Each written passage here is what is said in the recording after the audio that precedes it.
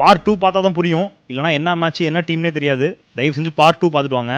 Messi 1154 மேட்ச்ல 480 man of the match awards வாங்கியிருக்காரு.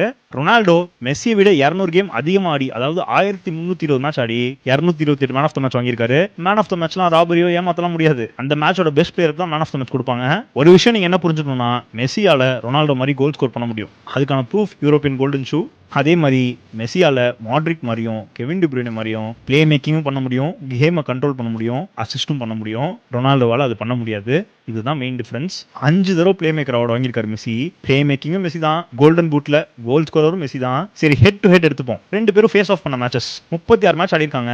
Messi 22 கோல் அடிச்சிருக்காரு, ரொனால்டோ 21 கோல் அடிச்சிருக்காரு. கோல் ஸ்டை ஆயிருச்சா? இப்போ அசிஸ்ட் வருவோம். Messi 12 assist, Ronaldo 1 assist. இதுதான் டிஃபரன்ஸ். ஹெட் டு ஹெட்ல யார் அதிகமா ஜெயிச்சான்னு எடுத்துப்போம். அதுலயும் மெஸ்ஸி தான் அதிகமா ஜெயிச்சிருக்காரு. மேல போடுறேன் பாருங்க. ஹெட் டு ஹெட்னு பேசுறப்போ இதை பேசியானோ 2009 UCL ஃபைனல்